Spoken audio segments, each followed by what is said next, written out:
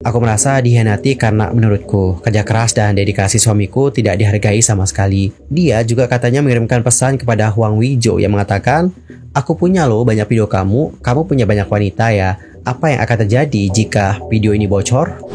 Hai guys, I'm Sulkim. Welcome back to my YouTube channel. Nah teman-teman yang lagi nonton, bagaimanakah kabarnya hari ini? Apakah dalam kondisi yang baik saja? Atau mungkin ada yang lagi dalam kondisi nggak baik aja nih? Entah itu karena lagi sakit, lagi galau, atau lagi banyak banget masalahnya. Apapun itu, tetap semangat ya, jangan menyerah. Nah teman-teman, dalam video kali ini kita bakal bahas tentang bagaimana skandalnya Huang Wijo. Dimana skandalnya ini terkait dengan video yang Yaps, seperti itu guys. Nggak perlu aku deskripsikan lebih lanjut lagi ya. Intinya adalah video itu. Dan kalian tahu siapa pelaku di balik penyebarannya itu? Pelakunya tak lain adalah saudara iparnya sendiri. Kenapa ya? Kok bisa gitu? Saudara iparnya sendiri. Keluarga lo ini guys. Bisa-bisanya melakukan hal seperti itu kepadanya. Apakah alasannya? Yuk mari kita kulik bersama-sama. Oke, untuk pertama mungkin kita kenalan dulu dengan siapa itu Huang Wijo. In case kalau kalian nggak kenal siapa dia. By the way, informasi mengenai profile dari Huang Wijo aku dapatkan dari Transfermarkt. Huang Wijo itu lahir tanggal 28 Agustus tahun 1952. Dia lahir di Songnam, Gyeonggi, warga negaranya Korea Selatan, dan posisinya adalah depan tengah dan juga bermain di timnas Korea Selatan guys. Jumlah penampilannya 62 dengan gol 19. Dan sekarang katanya dia itu bermain di Alanya Sport Super League level Liga divisi pertama. Bergabung pada tanggal 6 Februari 2024 dan kontraknya akan berakhir tanggal 30 Juni 2024. Lantas, apakah yang terjadi dengan Huang Wijo? Jadi guys, pada tahun lalu, Huang Wijo sempat membuat heboh publik setelah videonya tersebar di internet. Dan kabar terbaru perkembangan kasus ini adalah diketahui pelaku yang menyebarkan video itu sudah ditangkap oleh pihak kepolisian. Dan yang mengejutkan adalah pelakunya ternyata adalah saudara iparnya sendiri. Skandal dari Huang Wijo berawal dari sebuah postingan di Instagram yang disebut dibuat oleh mantan pacarnya Huang Wijo. Orang yang memposting video tersebut menuduh bahwa Huang Wijo membuat rekaman video pribadi itu tanpa persetujuannya. Dia juga menuding Huang Wijo menjalin hubungan dengan banyak wanita pada saat yang bersamaan. Postingan itu juga memuat foto dan video Huang Wijo bersama dengan seorang wanita. Dan setelahnya, Huang Wijo di sini membantah tuduhan tersebut dan balik menggugat postingan itu atas nama pencemaran nama baik dan juga pemerasan. Melalui firma hukumnya, pesepak bola itu juga telah merilis sebuah pernyataan nih guys. Menurut keterangannya ya, Huang Wijo mengatakan bahwa dirinya tidak merekam video itu tanpa persetujuan. Sebaliknya, video tersebut diambil atas persetujuan kedua belah pihak. Pihak yang dimaksudkan adalah Huang Wijo sama mantannya ya guys. Jadi dalam kata lain dia mengatakan bahwa mantannya juga ya setuju gitu atas pembuatan video tersebut. Lebih lanjut seperti inilah bagaimana statement lengkap dari sang kuasa hukum Huang Wijo. Coba kita baca bareng-bareng. Huang Wijo dan mantan pacarnya telah sepakat untuk merekam video tersebut sebelum dibocorkan. Sejak tanggal 7 Mei 2023, Huang terus-menerus menghadapi pemerasan. Pemeras yang mungkin bukan orang yang sama yang menyebarkan video dan meminta money secara ilegal membagikan video Huang dan mantan pacarnya. Video tersebut menampilkan mantan pacar Huang. Mereka merekam video tersebut dengan persetujuan kedua belah pihak pada saat itu.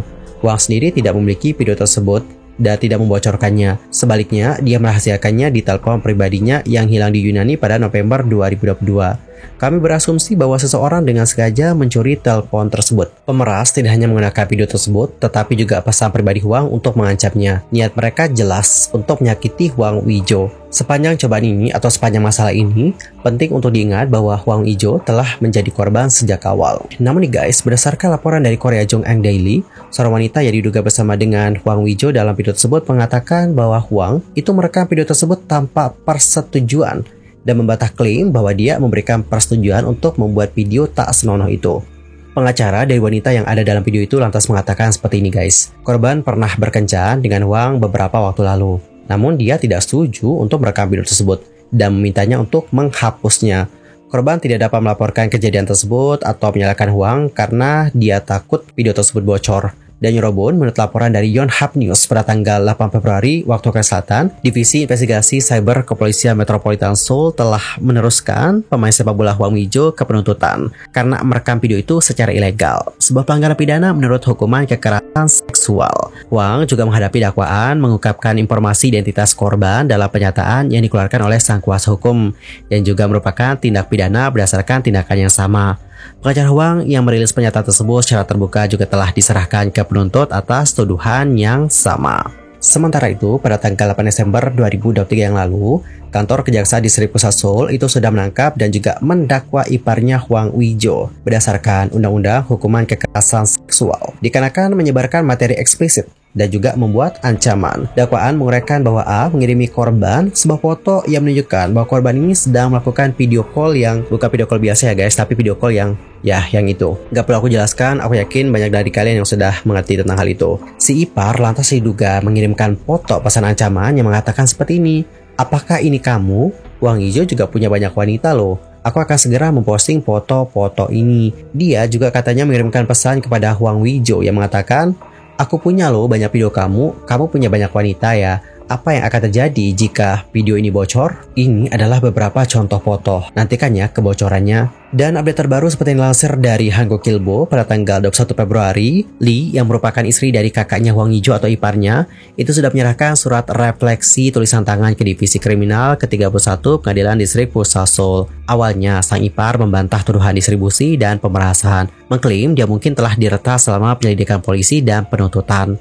Namun, dia mengubah pendiriannya selama proses pengadilan dan mengakui tuduhan tersebut. Dalam surat refleksinya, kurang lebih seperti inilah bagaimana tulisan dari Lee yang merupakan iparnya Hwang Wi-jo. Coba kita baca. Saya melakukan kejahatan tersebut untuk memberikan pelajaran kepada saudara ipar saya dan ingin agar dia mengandalkan saya dan saudara laki-lakinya lagi. Keluarga kami yang memiliki kehidupan yang stabil, menyerahkan segalanya di Korea dan mengabdikan diri untuk mendukung kesuksesan Hwang Wi-jo dengan tinggal di luar negeri selama 5 tahun. Namun pada tahun lalu, selama proses kembali ke klub Liga Premiernya, terjadi perselisihan antara suami saya dan Hwang Wi-jo karena perbedaan pendapat tentang manajemen pemain. Aku merasa dihianati karena menurutku, kerja keras dan dedikasi suamiku tidak dihargai sama sekali.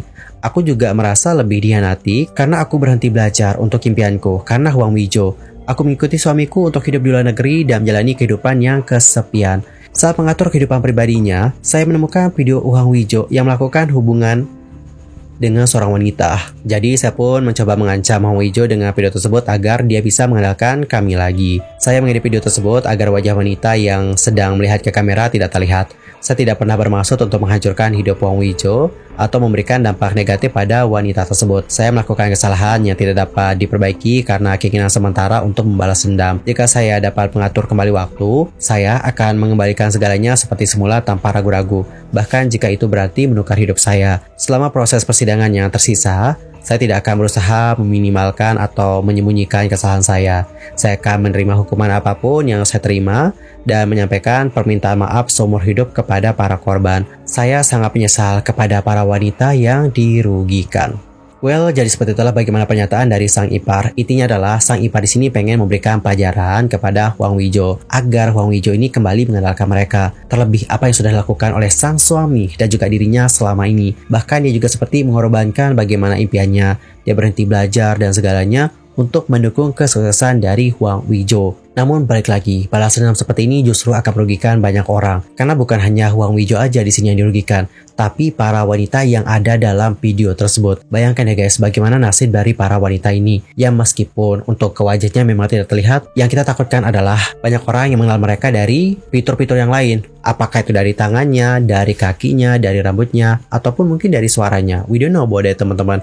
Apalagi mungkin ada teman-teman dari wanita-wanita yang pernah berkencan dengan Hwang Wi-jo nanti mengenali dia. Oh, ini bukannya kamu ya. Jadi begitu guys. Dan menurut aku di sini korban yang sesungguhnya adalah para wanita-wanita yang ada dalam video tersebut. Karena mereka seperti yang kayak nggak tahu apa-apa. Mereka gak tahu bagaimana permasalahan di keluarga ini, tapi justru mereka yang terbawa-bawa guys. Dan pelajaran yang bisa kita petik dari masalah ini adalah pertama, jangan pernah rekam video begituan. Terus yang kedua adalah, kita juga harus introspeksi diri, kenapa orang bisa berbuat seperti itu sama kita.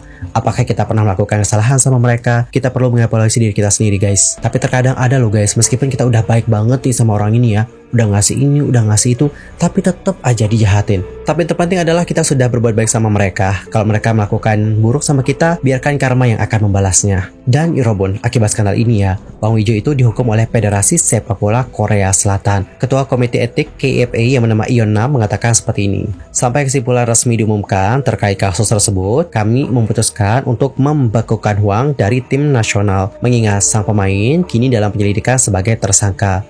Sulit baginya untuk melakukan kegiatan tim nasional secara normal. Beliau lantas menambahkan bahwa para pemain timnas Korea Selatan harus mempunyai perilaku yang menjaga moralitas dan tanggung jawab tinggi. Adapun Hwang Ui-jo terakhir kali membela Korea Selatan pada ajang kualifikasi Piala Dunia 2026 di Jeddah Internasional pertengahan November. Pada kala itu, ia berhasil mengantarkan timnas memperoleh 2 kemenangan atas Singapura dan China pada babak kualifikasi. Well guys, cukup sekian ya untuk hari ini. I'm Sulke pamit dan aku juga mohon maaf jika ada kesalahan. Baik itu dalam ucapan, sikap, tindakan, dan sebagainya. I'm so sorry banget. Dan mungkin ada kesalahan informasi, aku mohon koreksi dari kalian semua. Sampai jumpa dan selamat beraktivitas. Goodbye.